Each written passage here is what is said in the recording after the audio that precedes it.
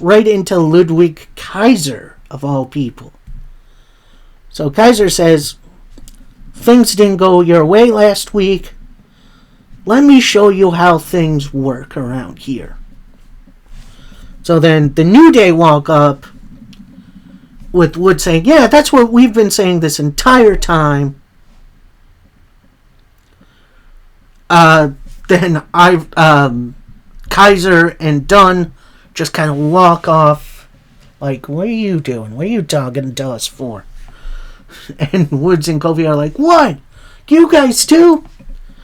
Then the interviewer walks in, talking pretty much to Woods, where Woods saying, we've got a great issue at hand. Atlanta's favorite son has returned. Interviewer goes, AJ Styles? No, their other favorite son. And she goes off on a couple other names. I forget who. I do apologize for that.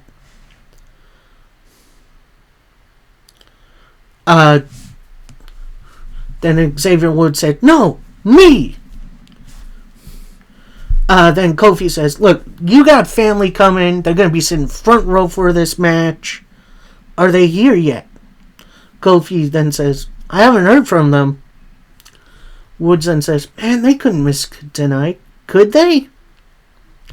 We then go right into that match as we got Rey Mysterio taking on Xavier Woods one-on-one. And at first, front row seats are empty. They have the reserved signs on them. So right now, no Woods family. But then they have a really, it starts off a little wonky, but then eventually we get right into it with Xavier Woods blocking a 619, which don't see that every day. Woods then with a roll through, gets right on top of him, starts beating him down.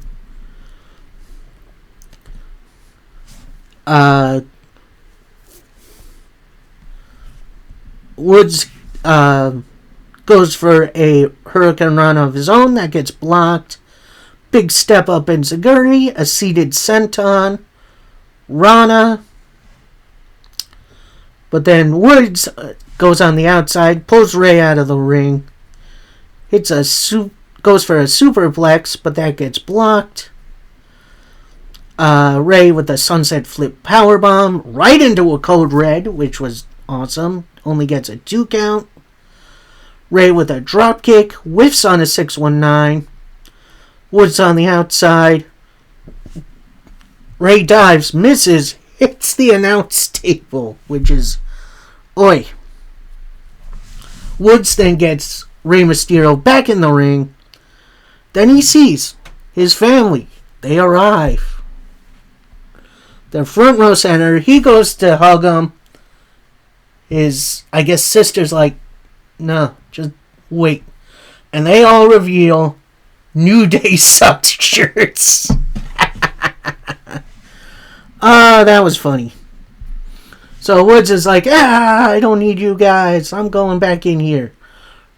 He gets back in the ring. Rey with a drop toe hold, a 619, and a Westcoat pop for your winner, Rey Mysterio.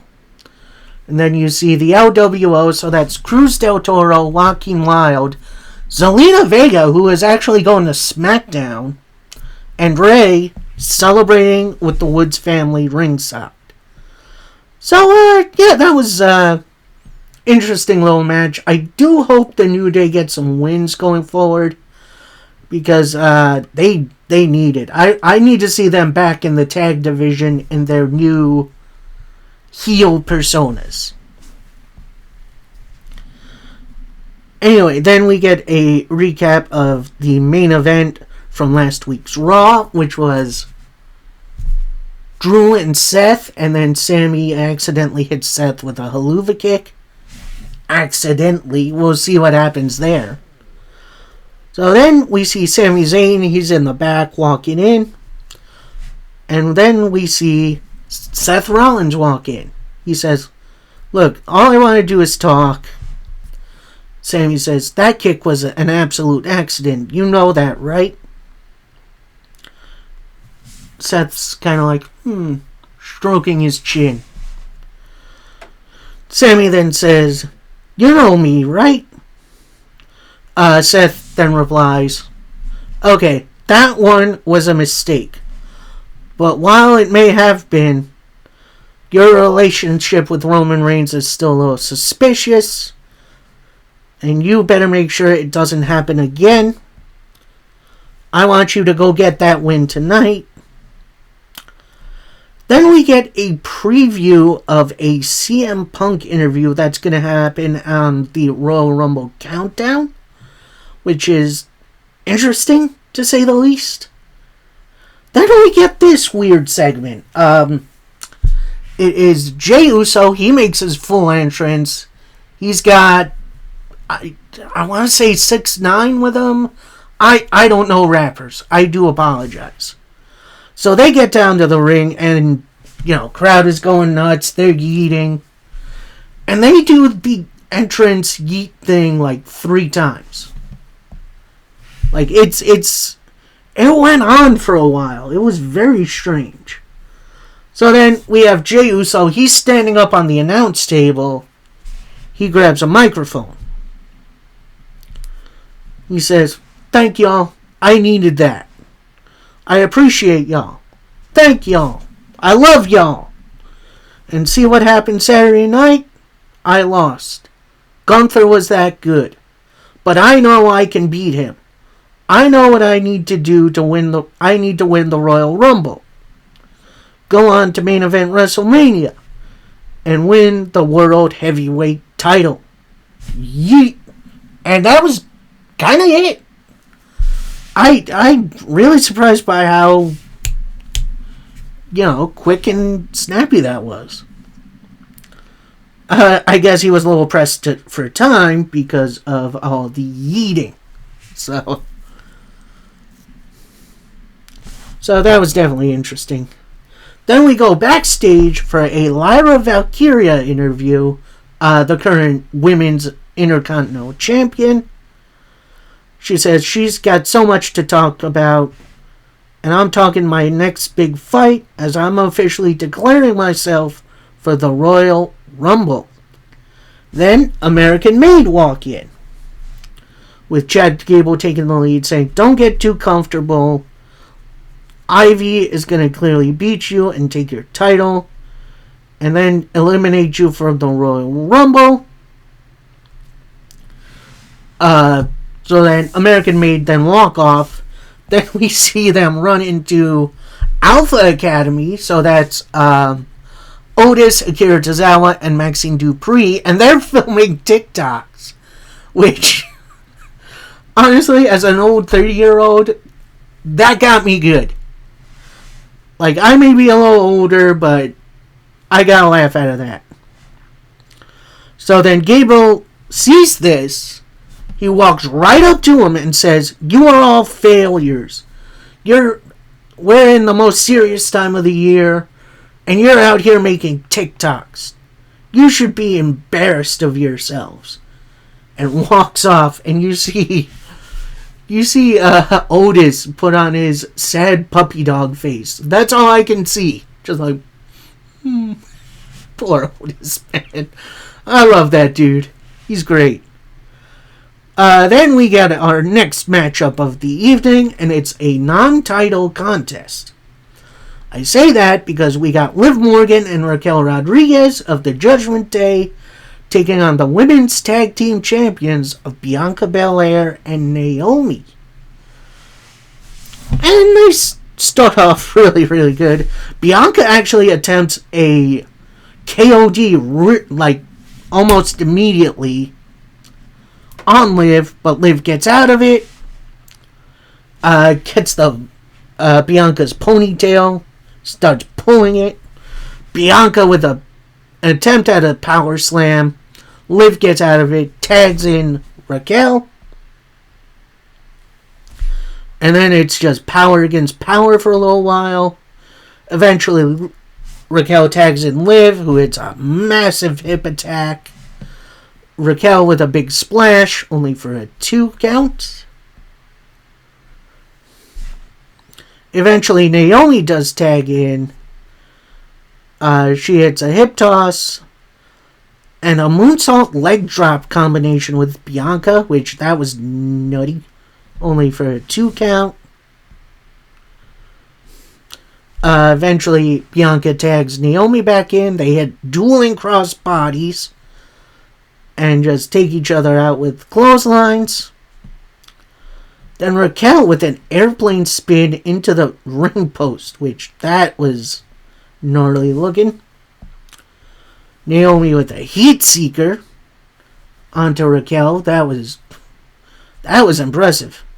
Eventually, Liv and Bianca get the dual tags, and Bianca just starts going off on poor Liv, including with a bunch of big strikes. Raquel tries to interfere, but misses. Bianca fights her off, tosses Raquel out.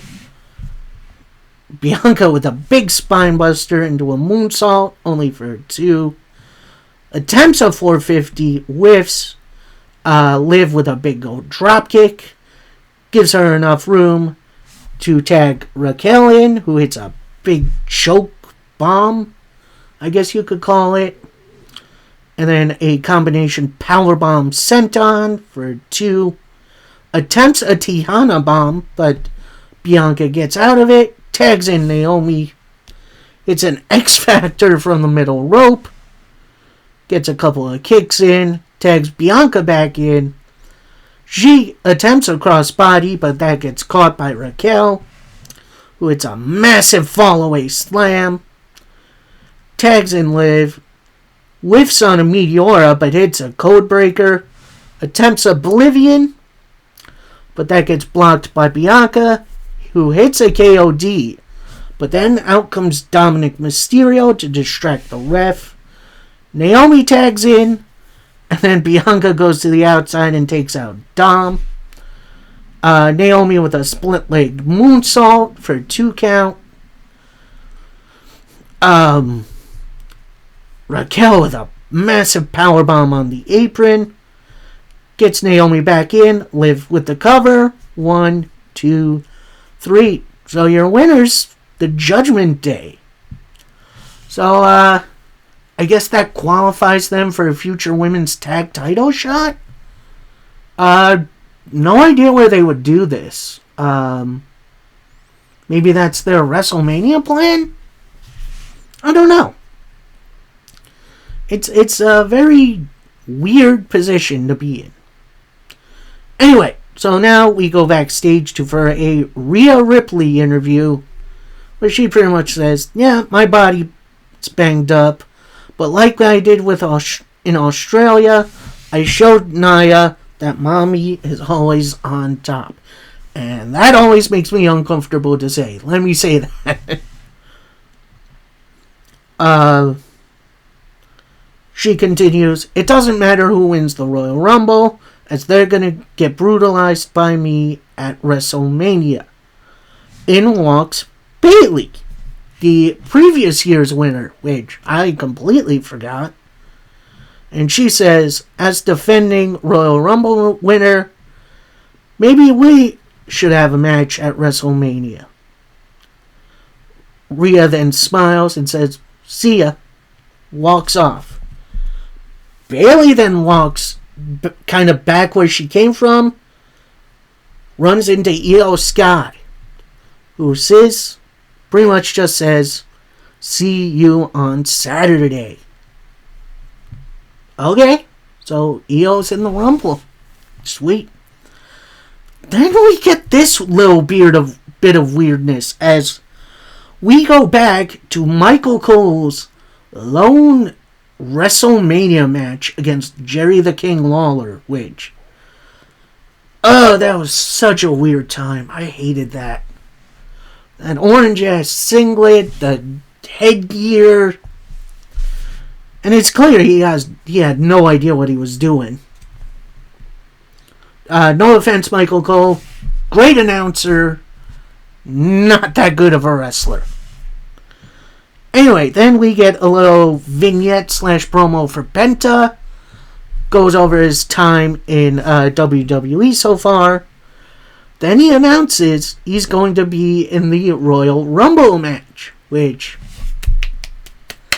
ooh, I can't wait to hear that zero miedo when he eventually gets in the ring.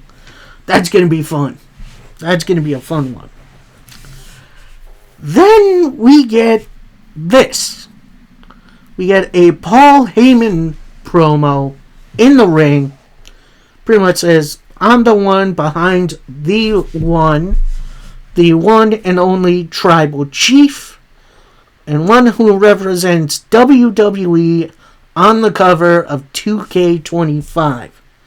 So then there's a big poster revealed of Roman Reigns as the cover star for WWE 2K25, which, honestly, that's pretty cool. Paul Heyman continues, it is a great responsibility to be on the cover, and he can live up to it, as he's gone back to the mindset of one versus all. And isn't that what the Rumble is all about? He took back the Ulafala from Solo. Now Roman is coming back for his championship.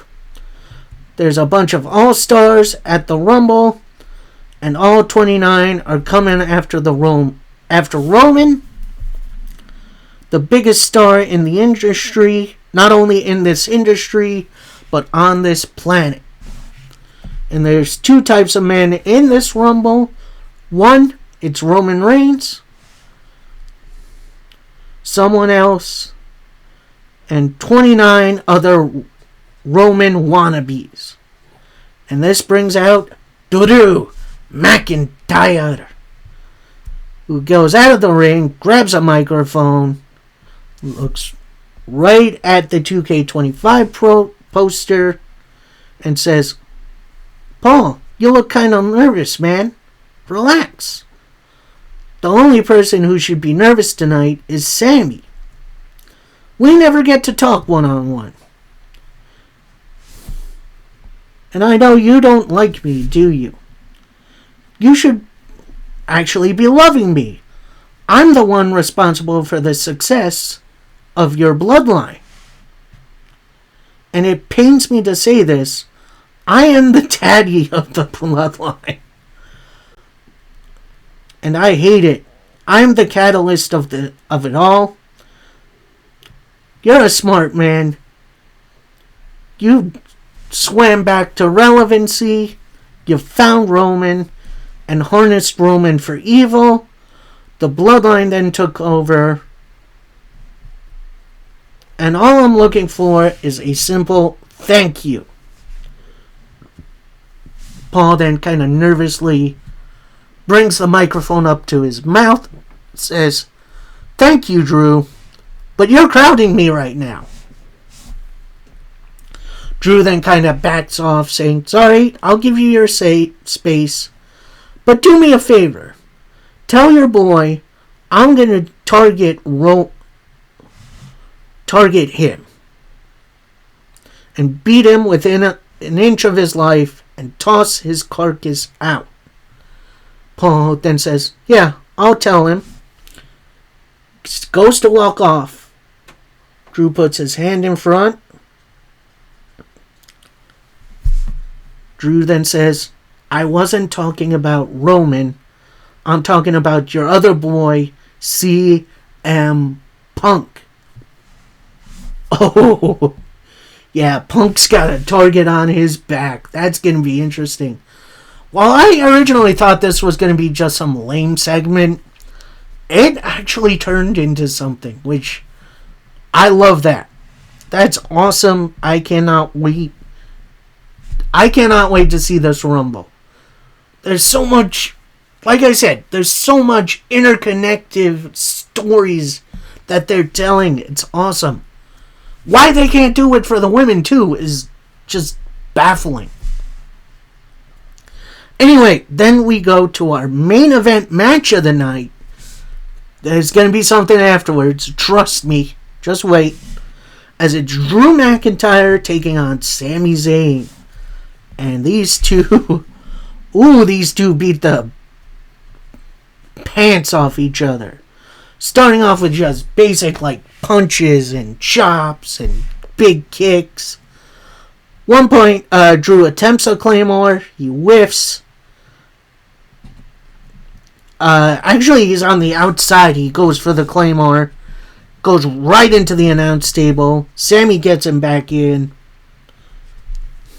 Hits a clothesline, but Drew gets right up. Hits a spine buster. Only for 2. Hits a powerbomb. Again, only for 2. Goes for the top middle rope white noise, but that gets blocked into a sunset flip powerbomb. Sami attempts a blue thunder bomb, but that gets blocked by Drew. Drew trying for a suplex, that gets blocked. Sami eventually hits a suplex, gets a kick, hits a blue thunder bomb, only for a 2 count. Drew then retaliates with a couple of headbutts, hitting a superplex, again attempting a Claymore. He misses. Sami with a roll-up, only for a 2. Sami whiffs on a shoulder attack, which is interesting. Attempts a haluva kick, miss. Drew with a roll-up, with his feet in the ropes. So your winner is Drew McIntyre. And after he's done celebrating, he just straight up attacks Sami Zayn post-match. Sami tries to fight back, but Drew with an eye rake. And as he's going for the Claymore, out comes Cody Rhodes to make the save. He's got a... And he goes right up to Drew, and they just brawl. Cody with a big Cody cutter. Then right after, Kevin Owens attacks Cody from behind. They brawl for a bit. Drew then attacks Cody from behind. Drew has Cody in the corner. Sami attempts a haluva kick on Drew. Drew moves, hits Cody.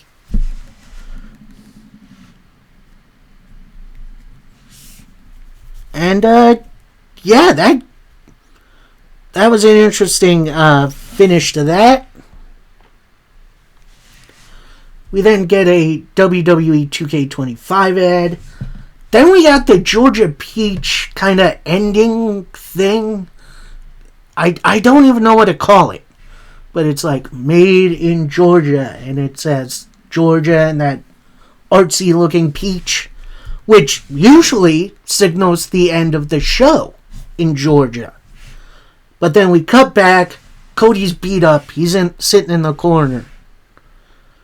And he says, I got the greatest view right now. That title, I've spent my entire life trying to get my hands on it. And no doubt, and this isn't about the belt. It's the mindset and the work. I show up first and I leave last. I'm looking forward to the Rumble so I can move past Owens and find out. Out comes CM Punk of all people. Gets in the ring, grabs a mic, says, Hey man, are you doing alright? I'm asking this legitimately because it looks like all this is getting to you. I know what this title can do to a man. It started to weigh on me when I was holding it for my reign. I lost friends along the way, and I get it. We all want to be Bruno Sammartino, but none of us are Superman. So Cody looks right at Punk and says, CM Punk, you're my friend, right? There's a little bit of a silence. Punk then says, that's why I'm out here. Unlike everyone else, I promise I will always be your friend. I see the road you're on. Not even your father could have prepared you for this. And when you're the champion, it's heavy is the crown situation. Cody then says, you made a prediction last year. What's next for me? Punk answers, in the short term, you're going to sleep in your own bed, but you're not going to sleep. You're going to be doing media for the Rumble, thinking about the match at the Rumble. This title means something. And you make it past Owens, it's all about the next shows. This is what you asked for. That's what's in store. Somebody busting your ass to choose you. And I'm going to win the Rumble and take that belt from you. Cody then says, well, that's the good news. What's the bad news? That somebody is going to be me. Your friends keep stabbing you in the back, well, I'm going to walk right up to you and stab you in the front. Cody then says, can I share something with you? When I show up, we started together. We were all chasing you, and then for a 10-year period, you were gone, and we were still chasing you. This relationship has completely changed. I'm not chasing you anymore. You're chasing me. And I hope you do win the Rumble. I want you to catch up. A lot of me said they want to... this is Punk now. A lot of people have said to me that they want me to catch up. A lot of careers done. I did. I do hope it's you. When you find out the best in the world isn't the best anymore. So that was Cody at the end. I know it's weird. I want Cody versus Punk at the Rumble at WrestleMania now. And I know there's ways to do this. I know Punk still has that favor from Heyman.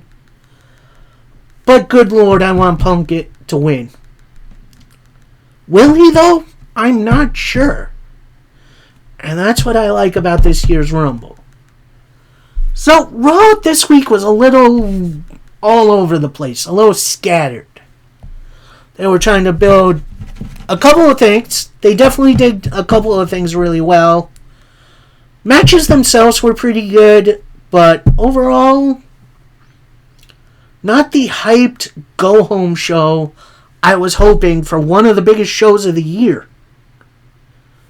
Like, Royal Rumble sets up a whole lot of things, and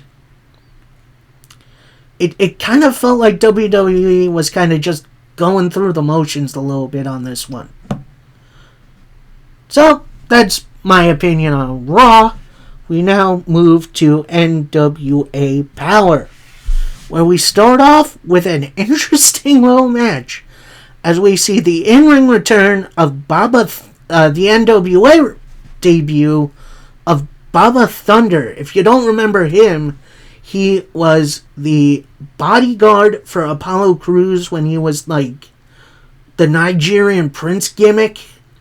Yeah, Baba Kato, whatever his name was. Kind of big, tall dude. Looked...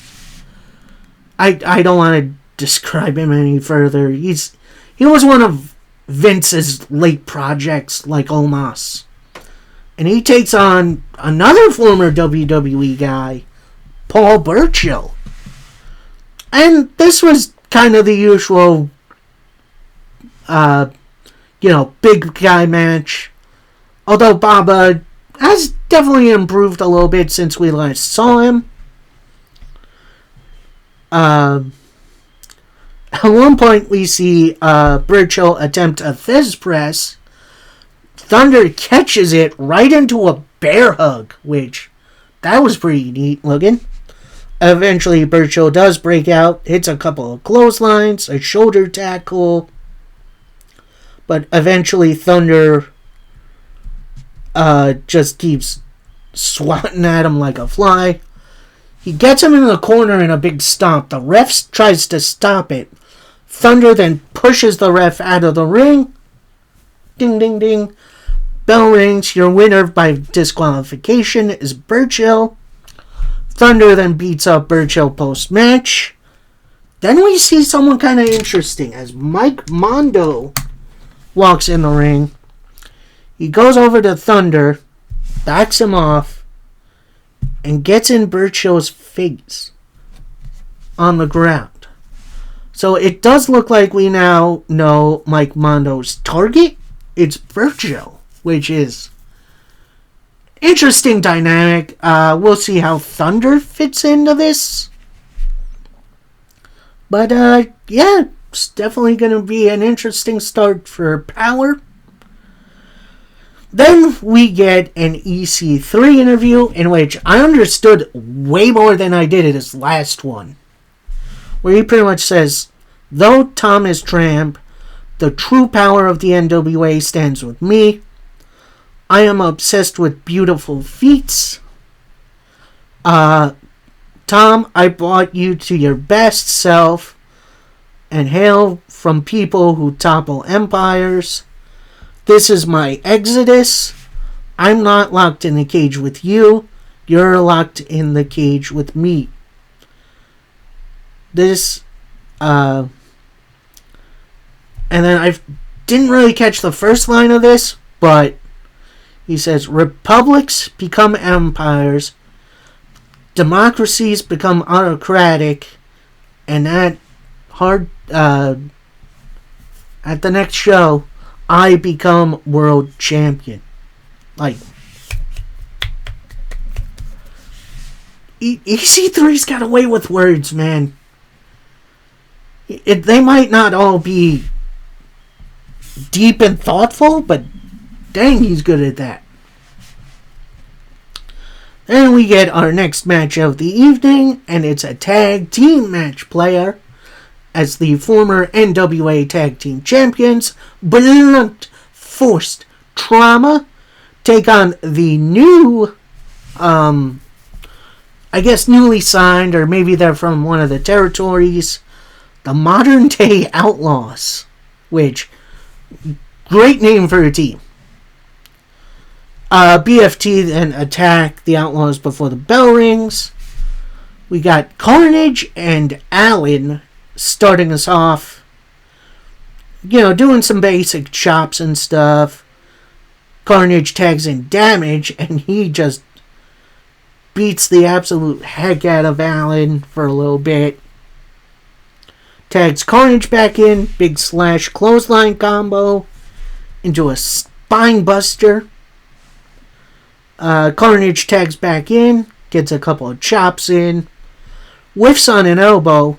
Allen then tags his partner Nick in, who does some pretty basic attacks. Tags Allen back in, goes for a DDT. That gets blocked. Carnage is on the outside. It's a jawbreaker. Damage with a big drop kick. For your winners, BFT.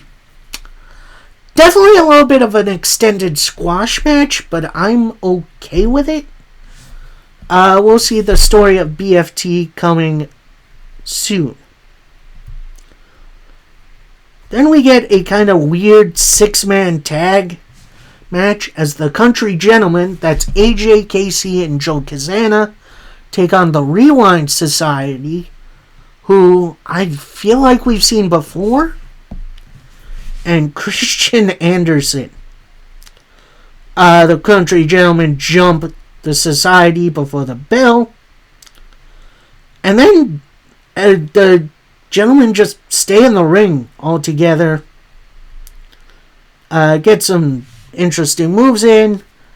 Joe with a big clothesline, and then he steps on the chest of one of his opponents for the win for the Country Gentlemen. And as they're celebrating, out comes Carson Drake and the Slime Balls. They get into each other's face, and then one of the Slime Balls, I believe it was Sage, saying, "I want this match now," because they were going to have it at their next show. So then everyone agrees. They separate into their own corners. Ding, ding, ding. Then we get a 6-man tornado match as the Country Gentlemen take on the Slime Balls and Carson Drake. Casey and AJ hit like what I looked like a 3D at first, which That was gnarly. Joe with a big fist drop. Only gets a 1 count. Sage with a roll up, only for a 2. Then Rant is in with both Country Gentlemen, just dealing out damage straight. Boom, boom. Then AJ counters him, hits a Death Valley driver. KC with a sliding lariat, and then a big strut leg drop, only for a 2. Then they're pretty much just trading strikes and chops. Sage with a big headbutt on AJ, who returns the favor not soon afterwards. Joe trips one of the slime balls outside the ring. And then we get Carson Drake wrapping a chain around his fist, going for attack. But Joe picks up his book of rules, which always gets me. They kind of face off with it. Then Drake bails out, and he's holding back the slime balls long enough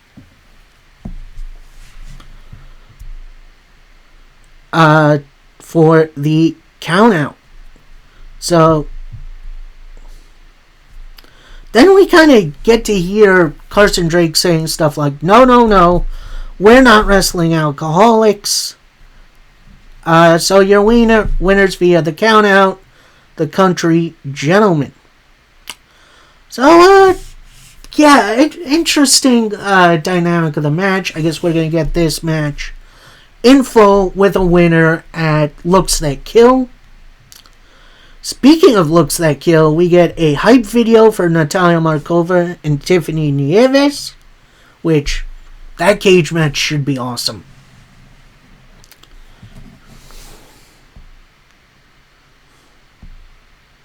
Then we get our main event match of the evening, and it's non-title, as kind of newcomer Hunter Drake takes on the junior heavyweight champion Alex Taylor.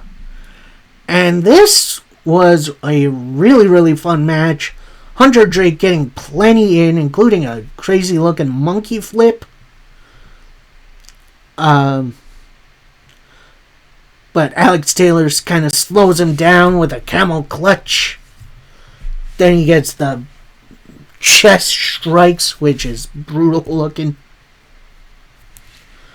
Then Alex picks him up with a body slam. Whiffs on an elbow drop. Drake with a big clothesline. Eventually Taylor hits the green whistle to win the match.